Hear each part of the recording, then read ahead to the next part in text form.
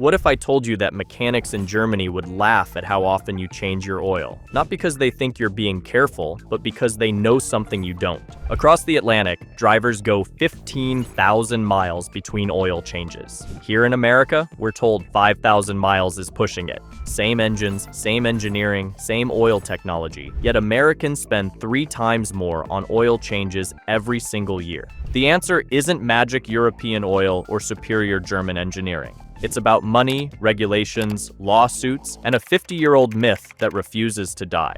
In this video, I'm revealing 10 reasons why this gap exists and exactly how to figure out what interval your car actually needs. But more importantly, I'm going to show you undeniable proof that the exact same car, not similar cars, the exact same engine, is treated completely differently based solely on where you buy it. And when you see this evidence, you're going to realize this whole system is designed to drain your wallet, not protect your engine. Let's start with reason number 10. The testing standards that determine if an oil is good enough for your engine are completely different on each side of the Atlantic. In Europe, oils have to meet ACEA standards. ACEA stands for the Association of European Automobile Manufacturers.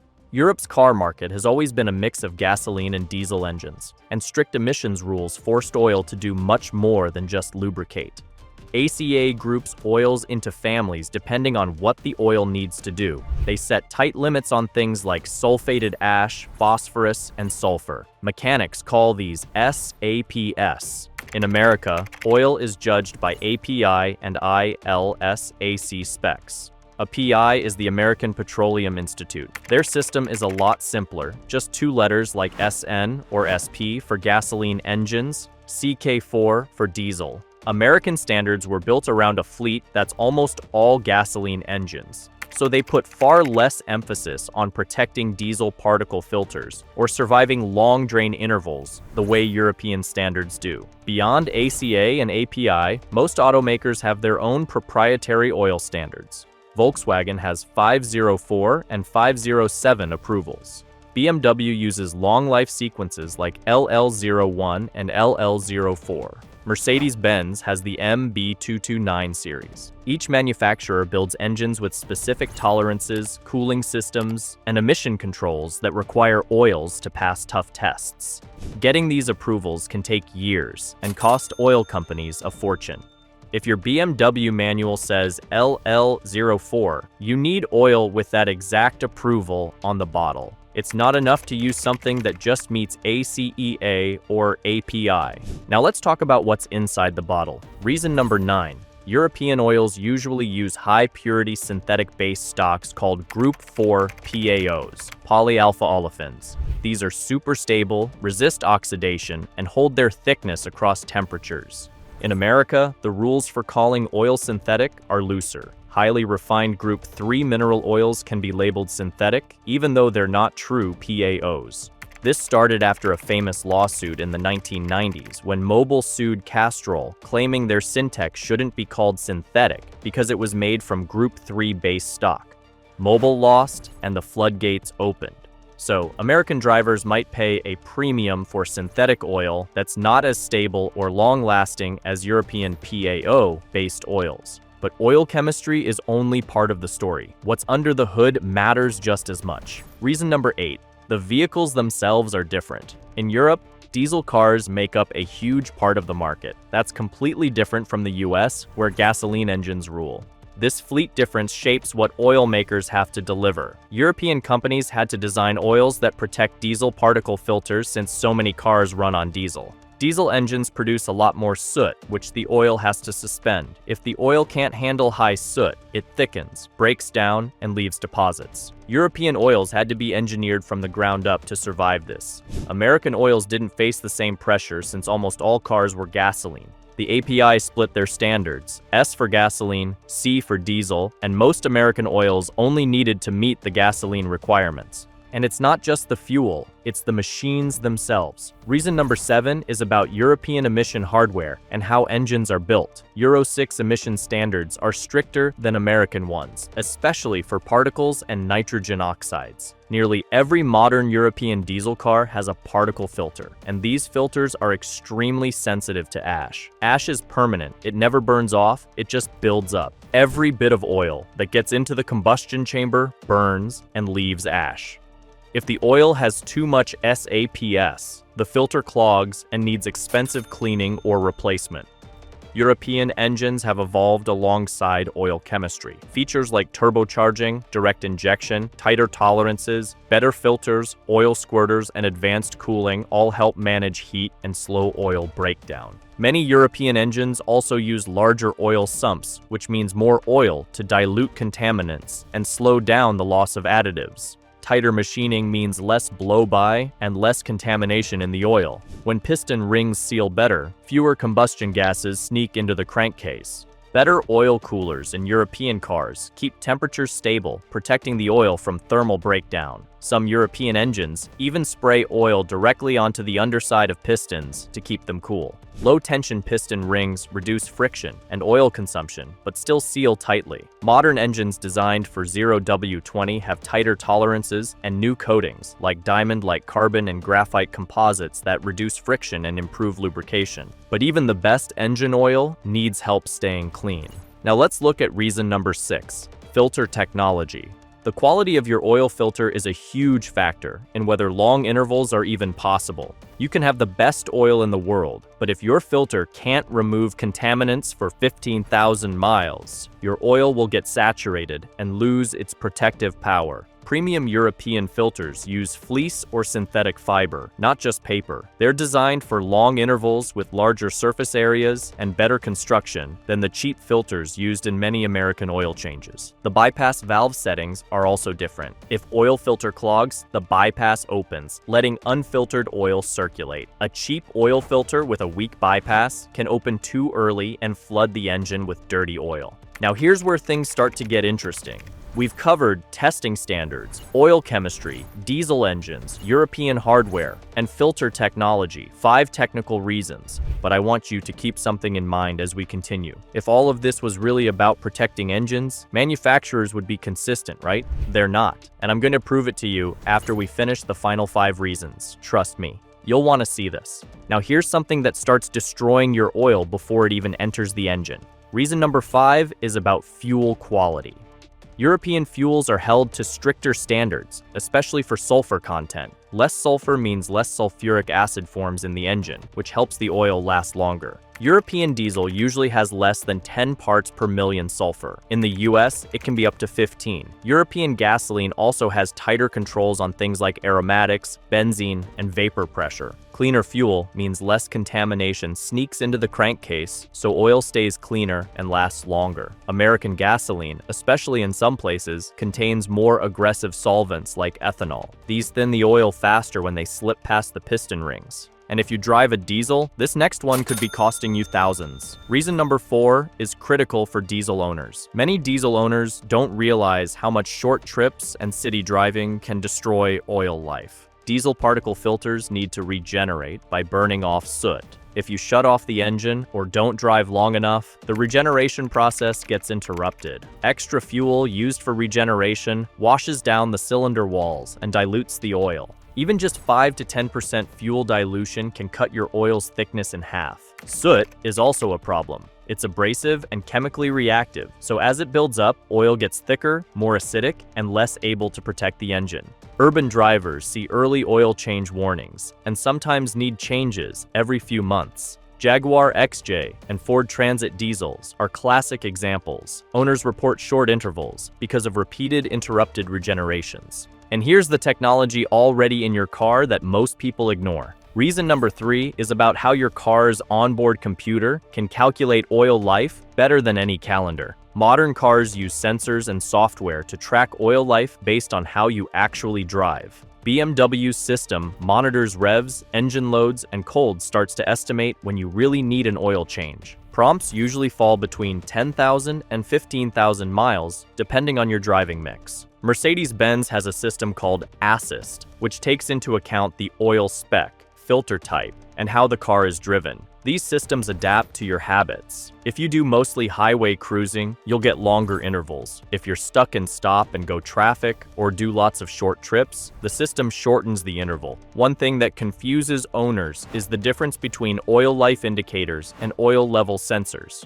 Oil life tells you how much useful life is left in the oil. Oil level just tells you how much oil is in the engine. But technology can't fix everything. Sometimes the problem is cultural. Now let's get to reason number 2, and this one has nothing to do with oil chemistry or engine design. It's about culture and how it shapes what we do with our cars. In America, the old 3,000-mile rule stuck around long after it stopped being necessary. Quick lube chains and car ads hammered it into everyone's head that frequent oil changes mean a healthy car. Many Americans still think longer intervals are just cost-cutting by manufacturers, not real engineering progress. A lot of drivers in the US don't know much about their cars anymore. Shop classes disappeared, cars got more complicated, and people just follow the sticker on the windshield. In Europe, drivers trust the manual and the engineers behind it. Americans also worry more about resale value. Buyers want to see a stack of service records, and frequent oil changes look like proof the car was cared for. In Germany, car engineering is a matter of national pride. But here's where it gets personal. Your driving habits matter more than you think. Alright, we've covered 9 reasons, and we're about to get to the number 1 reason. But before I tell you about government regulations and CAFE standards, I need you to remember something. Every single reason I just gave you sounds logical, doesn't it? Different standards, different engines, different conditions. Here's the problem. If these were the real reasons, the same car wouldn't have different oil recommendations in different countries. But it does. And after I explain reason number 1, I'm going to show you the proof that exposes the whole game. So pay attention to this last reason. Now we come to the driving habits and real-world case studies, and this is all about how American driving patterns create severe service. American commutes are often short with lots of stops and starts. The average trip is only 8 to 12 miles, and most people don't get their engines fully warmed up. Oil doesn't reach its optimal operating temperature until the engine has run for at least 15 to 20 minutes. Short trips mean more unburned fuel and water vapor in the oil. Cold oil is thicker, lubricates poorly, and causes more wear. One cold start in 23 degrees Fahrenheit is as hard on your engine as driving 62 miles. If you do 2 cold starts a day for a short commute, you're racking up the wear of 124 miles even if you only drive 6. This is why manufacturer manuals have different schedules for normal and severe service. In America, most drivers actually fall into the severe service category, even if they don't realize it. The first severe service condition is if you drive in high temperatures, desert climates, or regions with hot summers. In the Middle East, for example, the default oil is 10W40. You also shouldn't use 0W20 when you frequently tow, haul heavy loads, or climb mountains. These conditions drastically increase engine temperatures and mechanical stress. You need thicker oil if you do a lot of aggressive driving. And finally, you have to switch to a thicker oil once your car reaches 100,000 miles. As engines get older, internal clearances naturally increase. Most manuals recommend switching to 5W30 or thicker at this point. And now we reach the biggest factor of all, government regulations. Now we reach reason number 1, and this one connects everything. In the United States, vehicles are simply bigger and heavier than their European counterparts. A Ford F-150 tips the scales at over 5,000 pounds. A European Ford Fiesta is less than 3,000. That extra weight means more energy burned. The average American driver spends between $1,992 and $2,449 on fuel per year. In the United Kingdom, that number is $1,437. This puts pressure on manufacturers to meet tough CAFE standards. CAFE stands for Corporate Average Fuel Economy. If a company's fleet averages too low, they face huge fines. Between 2011 and 2020, the cumulative fine for all car makers in the United States was $1.1 billion. One way to squeeze out better numbers is to use thinner oils like 0W20. Even a small improvement in fuel economy means millions saved in penalties. But there's a trade-off. A full synthetic 0W20 is designed to handle extreme temperatures between -40 degrees Fahrenheit and 400 degrees Fahrenheit. However, if you have a gasoline direct injection engine or a turbocharger, your car has a hidden inferno. The area between the piston rings and the cylinder walls can reach temperatures as high as 482 degrees Fahrenheit. That is way beyond the capability of any 0W20. At those high temperatures, the protective film from 0 watts 20 starts to break down. The oil begins to evaporate, causing more metal on metal contact. This leads to significant engine wear and repairs in the thousands of dollars. The oil can also coke onto hot piston surfaces, which hinders ring movement and causes piston scuffing, overheating, and loss of power. This is where 5W30 comes in handy. At temperatures above 250 degrees Fahrenheit, 5W30 maintains 50% greater film thickness than 0W20. Manufacturers recommend thinner oils and shorter intervals, not because it's best for your engine, but because it helps them meet government rules and save money. Now you know the 10 reasons. But I need to tell you something. Every single one of those reasons, they're all cover stories for what's really going on. Because if this was just about different standards and different engines, that would be one thing. But it's not, and I can prove it. Pull up any car manufacturer's website right now. Find the owner's manual for a Honda Civic sold in America. Then find the manual for the same Honda Civic sold in Germany. Same year, same engine, same transmission, same everything. The American manual says 5,000 miles. The German manual says 15,000. How is that possible? How can the same engine need 3 times more oil changes just because you bought it in a different country? It can't. And when you realize what's actually happening here, you're going to be angry. And here's the undeniable proof that makes everything clear. Now let's look at the proof that makes everything undeniable. Real-world case studies expose just how much oil change recommendations can vary even for the same car. Honda's research showed that 0W20 oil improved fuel economy. But since 2010, Honda recommends 5W30 or even thicker oil for the same engines sold in Europe, South America, and other regions. Toyota and Nissan do the same. Mazda 6 uses 0W20 in the US, but 5W30 elsewhere. The Nissan Versa goes up to 20W50 in the Caribbean. The Toyota Camry and Corolla in the US get 0W16 or 0W20, but in Australia the manual allows 10W30. The same engine, different oil. Ford Mustangs in the UK get different oil specs than in the US. Subaru's oil change intervals are much shorter in North America than in Europe. Why? It's not just about the engine. It's about local regulations, driving habits, warranty concerns, and even how much trust manufacturers have in owners to follow instructions. The same car can have its oil changed 2 or 3 times as often, depending only on where it's sold. This proves that oil change intervals are not just technical, they're business decisions shaped by law, economics, and culture. And now the final revelation. When manufacturers offer you 3 years or 36,000 miles of free oil changes, they save a lot more money if you only need 3 oil changes instead of 7. For example, BMW recommends 15,000-mile intervals for their maintenance plans. That means just 3 oil changes in 3 years. If they used 5,000-mile intervals, they'd be paying for 7. At $150 per oil change, that's a difference of $600 per car. Quick lube shops and dealership service departments in America rely on frequent oil changes for their profits. They've spent decades convincing drivers that 3,000 or 5,000-mile intervals are necessary through aggressive advertising, windshield stickers, reminder postcards, and fear-based messaging about engine damage. If a shop can do 6 oil changes per hour at $40 each, that's $240 per hour in revenue from a single bay. Oil changes serve as loss leaders to get customers in the door, where they can be upsold on filters, brakes, and other services. If Americans switched to European-style 15,000-mile intervals, the quick lube industry would lose 2/3 of its revenue overnight. That's billions of dollars at stake.